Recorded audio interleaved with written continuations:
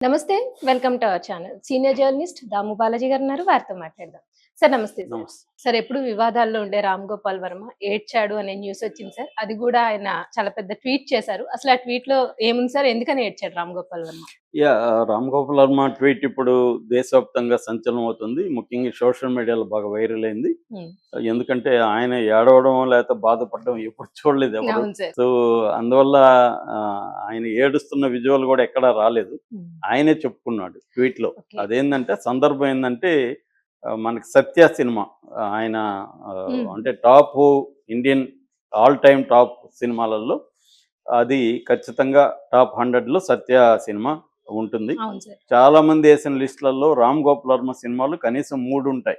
హ్మ్. 'రంగీలా' ఉంటది, 'సత్య' ఉంటది, 'కంపెనీ' గాని లేక 'కౌన్' గాని అలాంటి సినిమాలు టాప్ 100లో ఉంటాయి. అంటే Ram Gopal Varma all time Indian డైరెక్టర్ల లిస్టు వేస్తే టాప్ 100 డైరెక్టర్లలో రామ్ గోపాల్ వర్మ హ్మ్. ప్లేస్ సుస్థిరంగా ఉంటదనమాట. ఎవరేసినా ఆయన అవార్డ్ చేసి వేసే పరిస్థితి లేదు. హ్మ్. ఎవరు ప్రిపేర్ చేసినా ఈ లిస్ట్‌లో 'సత్య' అయితే ఖచ్చితంగా ఉంటది. అవును sir. 'Satya' one of the cult classics film. హ్మ్. 98లో రిలీజ్ అయింది. దాని తర్వాత ఇప్పుడు 27 ఇయర్స్ తర్వాత అది మళ్ళీ థియేటర్‌లో రిలీజ్ అయింది. ఈ సందర్భంగా అక్కడ ఫంక్షన్ ఏర్పాటు చేశారు. దానికి 'సత్యలో' యాక్ట్ చేసిన ఆహ్, 'జేడీ చక్రవర్తి', 'మనోజ్ బాజ్‌పేయి', 'ఊర్మిళ హ్మ్.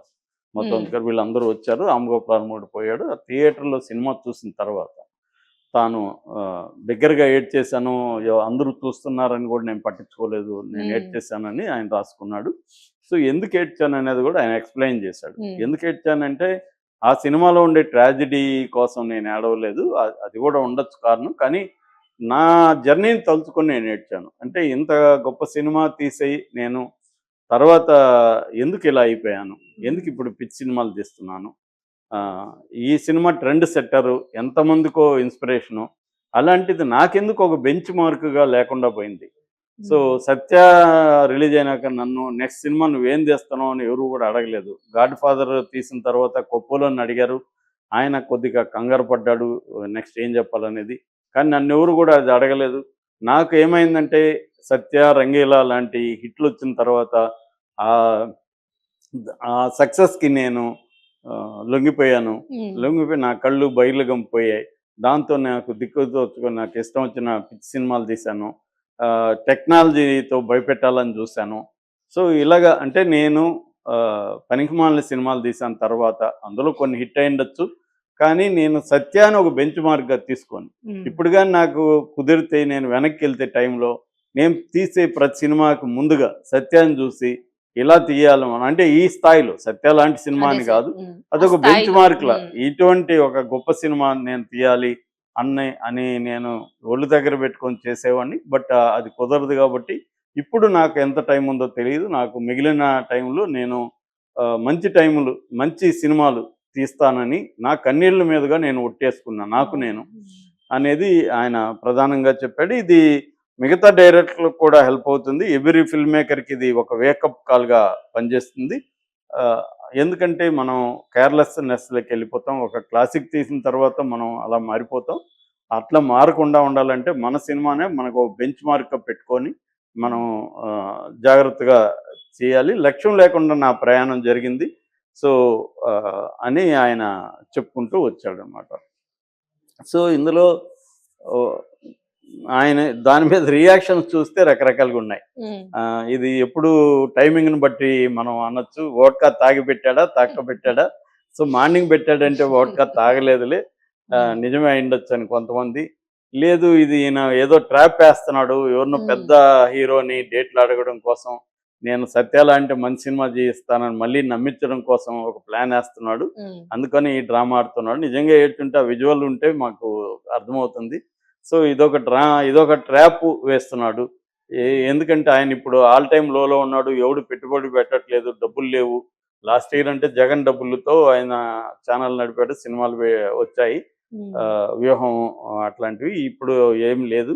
ఎవ్రి ఇయర్ ఆయన ఎవరినో ఒకడిని పట్టుకోవాలి. ఒక 10,00,00,000, 20,00,00,000 ఆయన బడ్జెట్ పర్ ఇయర్‌కి. హ్మ్. అది ఆయన సంపాదించుకోవాలి. అది లేదు కాబట్టి ఏదో ఒక ట్రాప్ ఏస్తా ఉంటాడు. ఆ ట్రాప్‌లో మామూలుగా అక్కడ ఉండేవాళ్ళు కూడా చెప్తుంటాడు.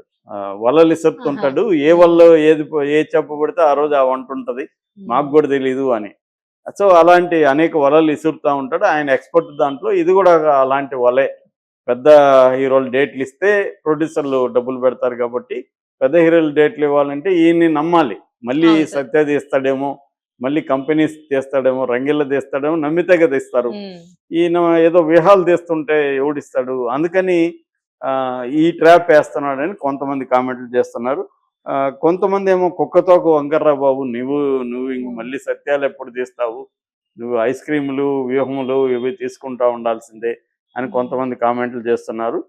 సో ఇలాగా కొంతమందేమో వెల్కమ్ బ్యాక్ రామ్ గోపాల్ వర్మ అనుకుంటే ఇప్పుడు కూడా మంచి సినిమాలు తీయగలడు, మంచిదే ఇది అని చాలా ఆనెస్ట్‌గానే ఉన్నాడు అని కొంతమంది నమ్ముతున్నారు. ఇలాగ రకరకాల కామెంట్లు అయితే వస్తున్నాయి. అయితే ఇక్కడ అంటే నేను ఆయనతో కిల్లింగ్ వీరప్పనికి పనిచేసే కిల్లింగ్ వీరప్పనికి స్క్రిప్ట్ రైటర్ నేను. దాంతో పాటు ఒక షెడ్యూల్ కంప్లీట్‌గా షూటింగ్‌కి అవుట్‌డోర్ షెడ్యూల్ కూడా ఆయనతో ఉన్నాను కాబట్టి రోజు ట్రావెల్ చేశాను. తర్వాత కూడా అనేక సార్లు కలిసాను. సో దగ్గరగా నేను అంటే అంతకుముందు కూడా నేను ఆయన సినిమాలకి ఎప్పటినుంచో ఫ్యాన్‌ని. శివ దగ్గర నుంచి నేను ఫ్యాన్‌ని ఆయన సినిమాలకి.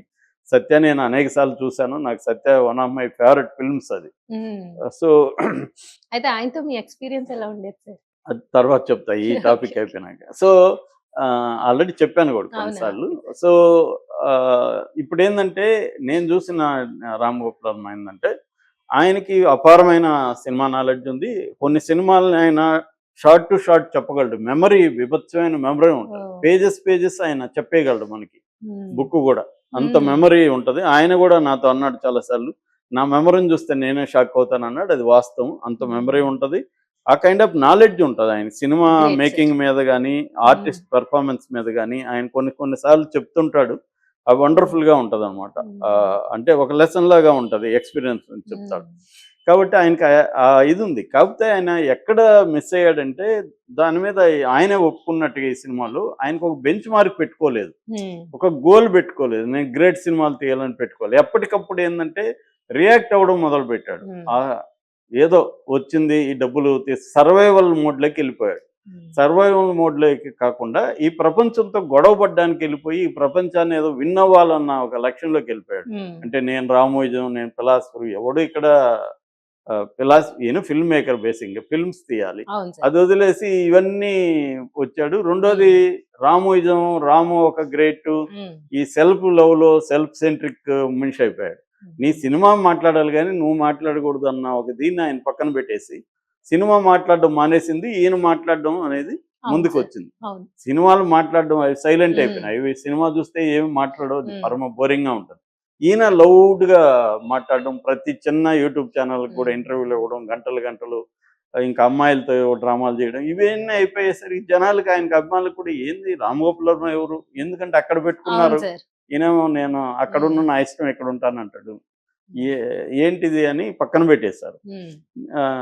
కొంతమంది ఏమంటే ఆయన ఇంటర్నేషనల్ స్థాయి సినిమాలు తీసేశాడు, ఇప్పుడు ఆయన తీస్తే ఏంటి తీగిపోయింటి, ఆయన ఆల్రెడీ క్రియేట్ చేసేసాడు, ఇంకా క్రియేట్ చేయాల్సిన అవసరం ఆయనకి లేదు, ఆయన ఏదో సరదాగా ఆయన జీవితాన్ని ఆయనకి ఇష్టం వచ్చినట్టు ఉన్నాడు అని కూడా నేను కూడా అదే వాదనే చేసేవాడిని.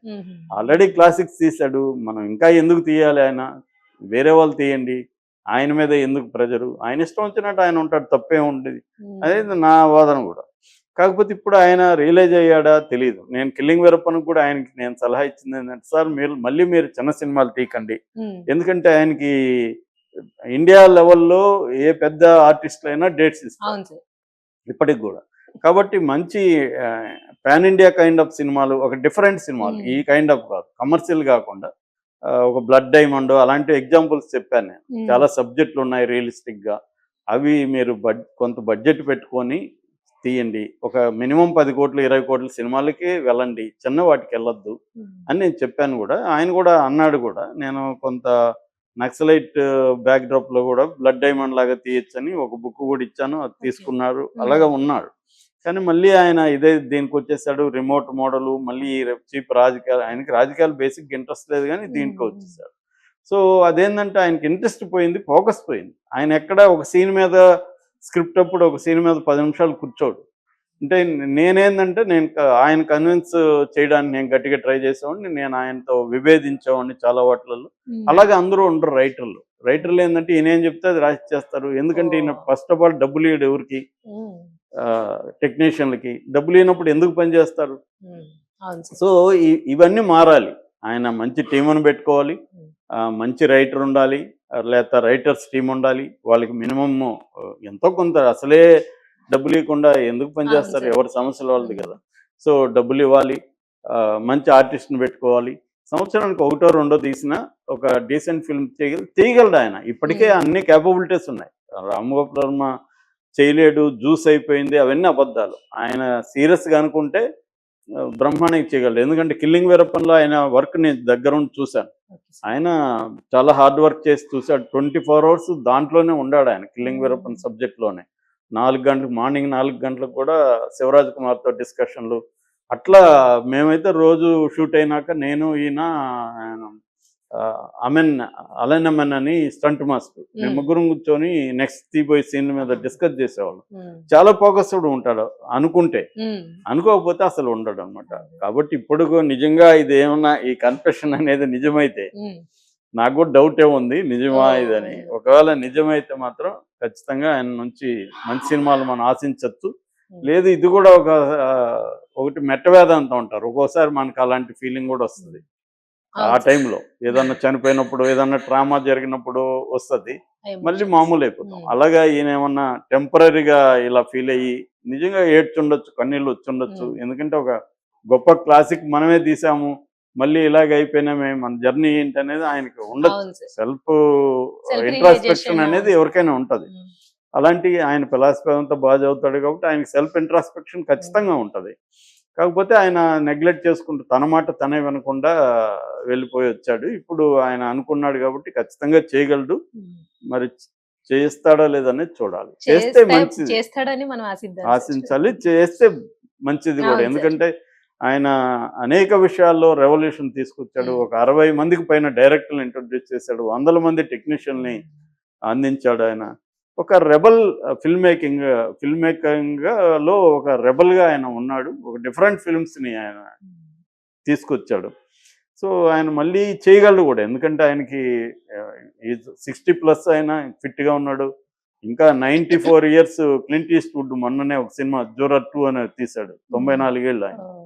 85 ఏళ్ళు దాటిన Martin Scorsese still making great movies. అలాగా రామ్ గోపాల్ వర్మ కూడా 90 వరకు కూడా కనీసం ఆయన మంచి